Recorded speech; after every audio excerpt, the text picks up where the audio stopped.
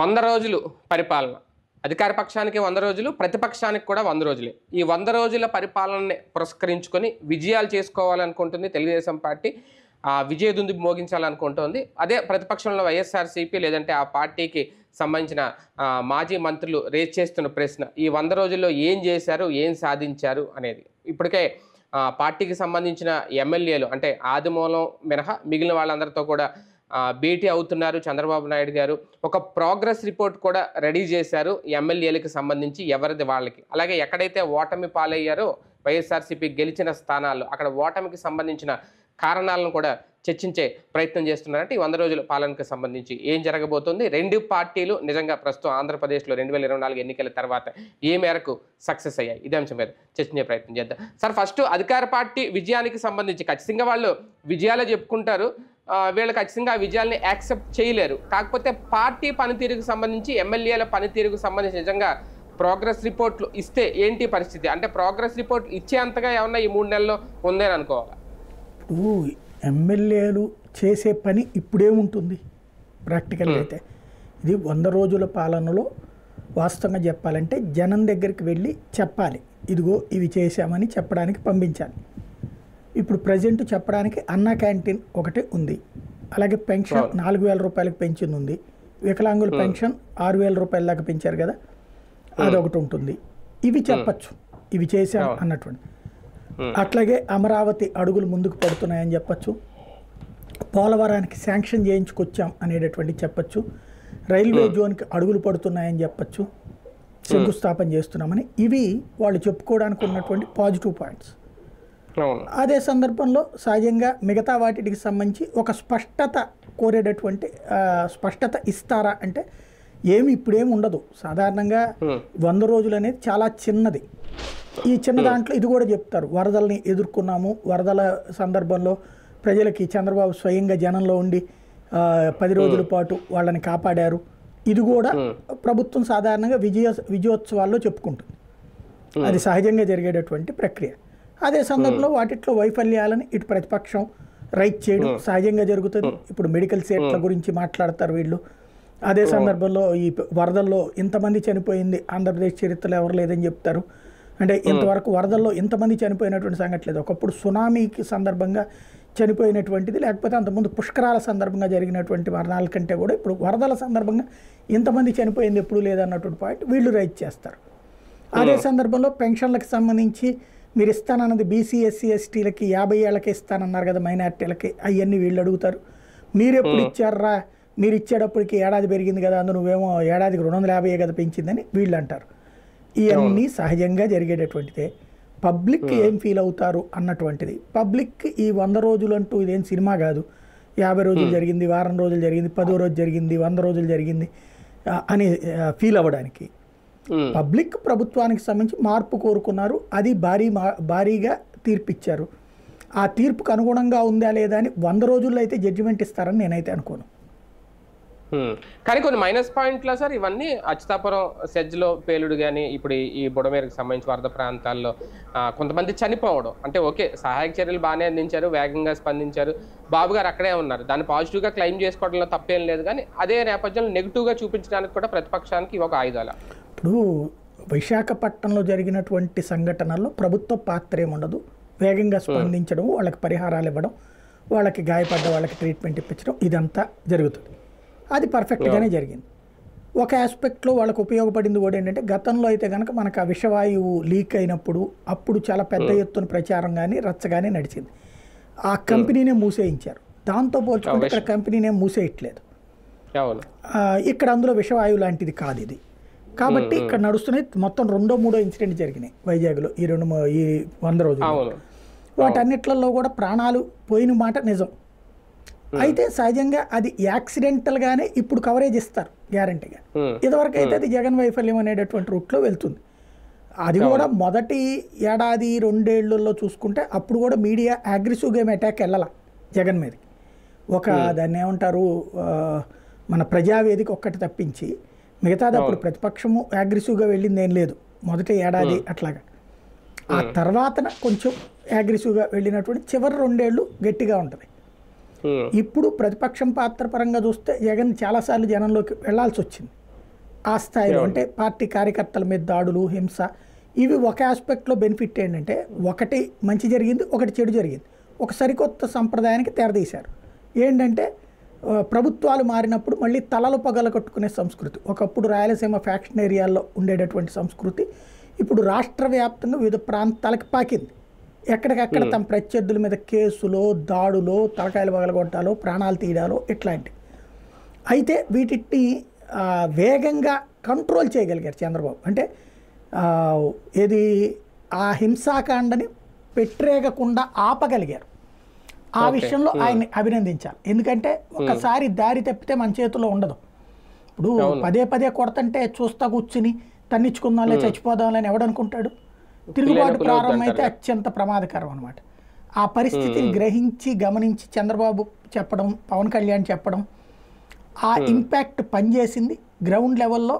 ఇప్పటికీ ఇప్పుడు పోలీసులు పూర్తిగా అధికార పక్షపాతంతో ఉన్నారు అనేది నిజం.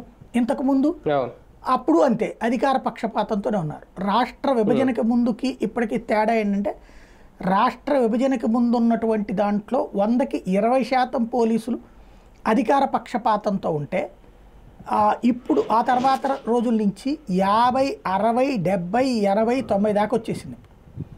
ఇప్పుడు నిష్పక్షపాతంగా ఉండే పోలీస్ అనేటటువంటిది అధికార యంత్రాంగాన్ని ఆశించలేము.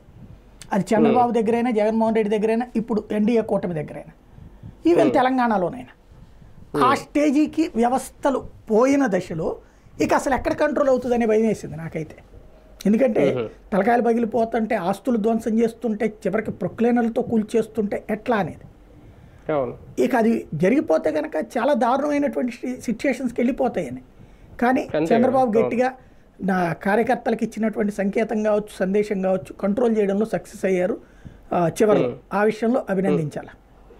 కానీ ఒకటండి, ఈ సజ్జ వ్యవహారం లేదంటే వరద ఉధృతితో ఇవన్నీ, ఈ దాడులు ఇవన్నీ పక్కన పెడితే ఒక గుడ్ గవర్నెన్స్ అని అనుకోవడానికి ఈ 100 రోజులు పరిపాలన ఒక హనీమూన్ పీరియడ్ లో భాగంగానే గడిచిపోయిందా?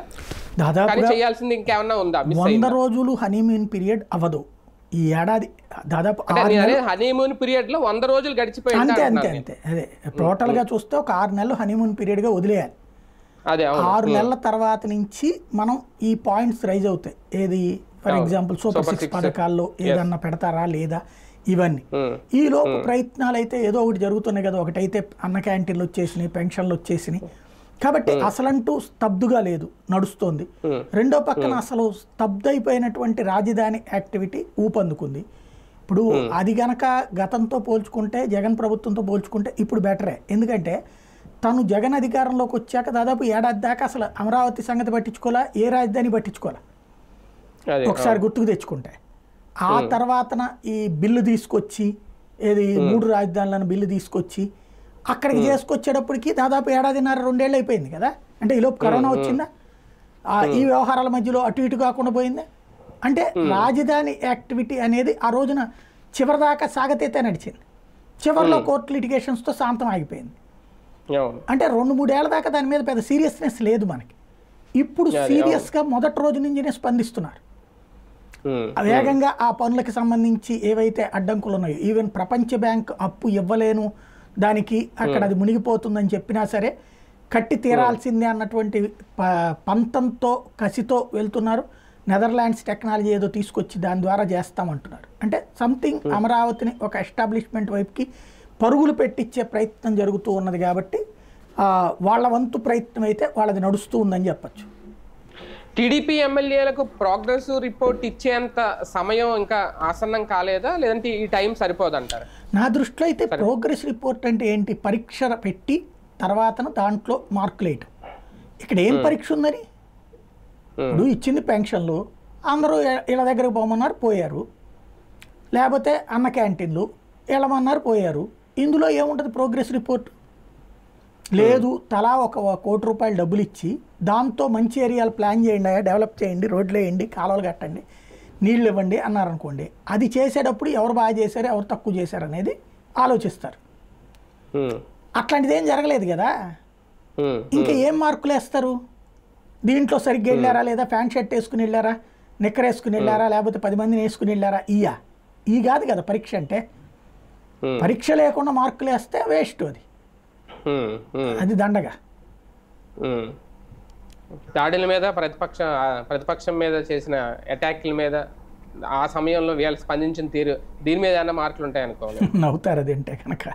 రైట్ సార్, ప్రతిపక్షం విషయానికి వస్తే కనుక ఒక రకంగా నిన్న ఆయన మాట్లాడిన మాట చూస్తే మాజీ ఆర్థిక శాఖ మంత్రి బుగ్గన రాజేంద్ర రెడ్డి గారు నిజంగా ఈ 3 ఏళ్లలో 100 రోజుల్లో ఏం చేశారు అనేది ఒక ప్రశ్న ఆయన చేసింది. అమరావతి గురించి కానీ లేదంటే పోలవరం గురించి కానీ ప్రోగ్రెసివ్నెస్ ఏమీ లేదు, లేదంటే ఈ ఏంటది తల్లికి వందనంకి సంబంధించి వీళ్ళు అదే టైంలో ఇస్తున్న కౌంటర్. గతంలో జగన్మోహన్ రెడ్డి గారు కూడా అధికారంలోకి రాగానే ఏమీ అమ్మఒడి ఇవ్వలేదు, దాదాపు 8-9 నెలలు పట్టింది కదా, మమ్మల్ని ఎలా ప్రశ్నిస్తున్నారని. సంక్షేమం విషయంలో పోటాపోటీగా జరగట్లేదా అని అనుకోవాలా జగన్ గారు చేసినట్టు, లేదంటే వాళ్ళతో పోలిస్తే మేము బెటర్ అని చెప్పడం? ఇప్పుడు అప్పటికి ఇప్పటికీ తేడా ఏంటంటే ఆ రోజును కూడా జగన్ అధికారంలోకి రాగానే పెన్షన్ పెంపు అన్నది స్టార్ట్ చేశాడు కదా, 250 రూపాయలు.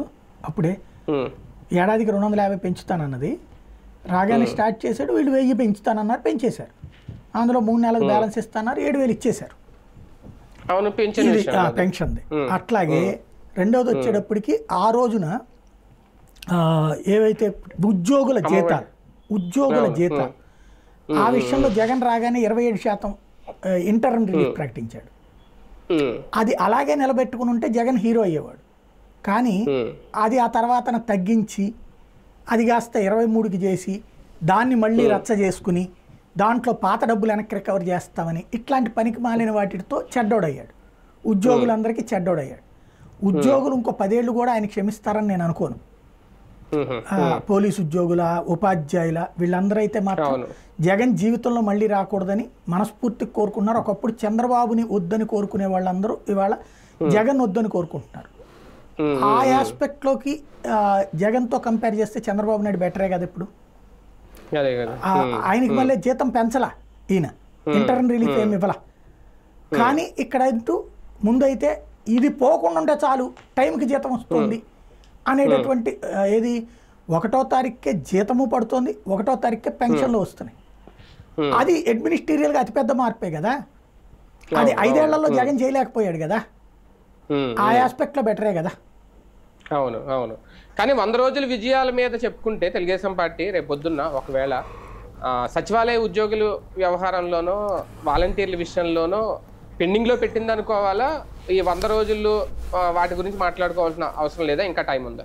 ఖచ్చితంగా ఒక వ్యవస్థీకృతమైనటువంటి ఒక హామీని విస్మరించారు అన్నది నిజం. అందులో వాలంటీర్లు అనేటటువంటిది ఒక వ్యవస్థీకృత హామీ, మిమ్మల్ని ఉంచుతాం, కంటిన్యూ చేస్తాం, జీతాలు పెంచుతాం అని చెప్పి ఇచ్చిన హామీని విస్మరించడం, దానికి వివరణ లేకపోవడం, దబాయించడం అన్నటువంటి ఖచ్చితంగా ఒక ఘోరమైనటువంటి తప్పిదమే. కాకపోతే దాన్ని భవిష్యత్తులో కూడా సరిచేసుకునే ఉద్దేశం ఉన్నట్టు కనిపించటం. మేము తప్పనిసరి పరిస్థితుల్లో ఈ వ్యవస్థ వద్దనుకున్నాం, లెట్ దెమ్ లివ్, వాళ్ళకి ఏదో వేరే ఆల్టర్నేటివ్ ఇస్తాం అంటే వేరు. ఒక్కసారిగా నడి రోడ్డు మీద పెట్టేసి ఏమీ తేల్చకుండా వదిలేస్తే కరెక్ట్ అయినటువంటి పద్ధతి అది.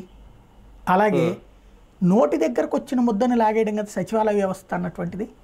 ఇవాళ అక్కడ ఆ సర్టిఫికెట్లు ఏమీ ఇవ్వలేనటువంటి పరిస్థితి వస్తే ఇంకా అక్కడ మనం చెప్పినటువంటి అంటే ప్రజలకి చేరువైనటువంటిది అది జగన్మోహన్ రెడ్డి చేశాడా, రాజశేఖర రెడ్డి. ఇప్పుడు ఫర్ ఎగ్జాంపుల్ ఎన్టీ రామారావు గారి టైంలో తీసుకొచ్చారు మండల వ్యవస్థ.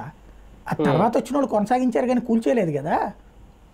ఒకళ్ళకంటే ఒకళ్ళు ఇంకా అప్డేటెడ్. ఒకప్పుడు రాష్ట్ర ప్రభుత్వమే, ఆ తర్వాత కాలంలో జిల్లాల స్థాయిలో వ్యవస్థలు, జిల్లా పరిషత్తులు అవి, ఆ తర్వాత మండల స్థాయికి వచ్చినాయి, పంచాయతీలకు సంబంధించి నడిచినాయి.